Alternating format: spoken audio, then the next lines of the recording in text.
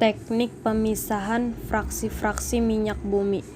Minyak bumi merupakan campuran senyawa-senyawa hidrokarbon. Untuk dapat dimanfaatkan perlu dipisahkan melalui distilasi bertingkat, yaitu cara pemisahan fraksi-fraksi minyak bumi berdasarkan perbedaan titik didihnya pada kolom bertingkat. Komponen utama minyak bumi dan gas alam adalah alkana. Gas alam mengandung 80% metana, 7% etana, 6% propana, 4% butana, dan isobutana, sisanya pentana. Untuk dapat dimanfaatkan, gas propana dan butana dicairkan yang dikenal sebagai LNG atau liquid natural gas. Karena pembakaran gas alam murni lebih efisien dan sedikit polutan, maka gas alam banyak digunakan untuk bahan bakar industri dan rumah tangga. Dalam tabung kecil sering digunakan untuk kemah, barbeque, dan pemantik api. LNG juga banyak digunakan untuk bahan dasar industri kimia seperti pembuatan metanol dan pupuk. Senyawa penyusun minyak bumi, alkana, sikloalkana, dan senyawa aromatik.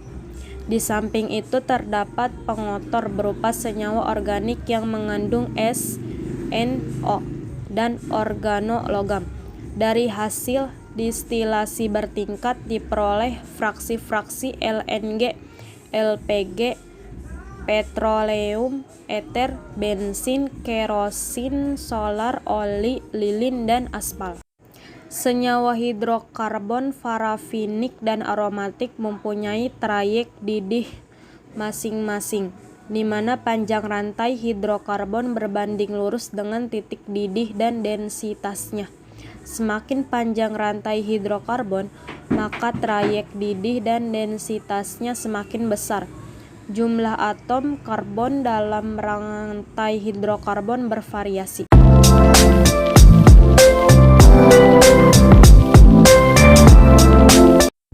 Fraksi minyak bumi dan kegunaannya.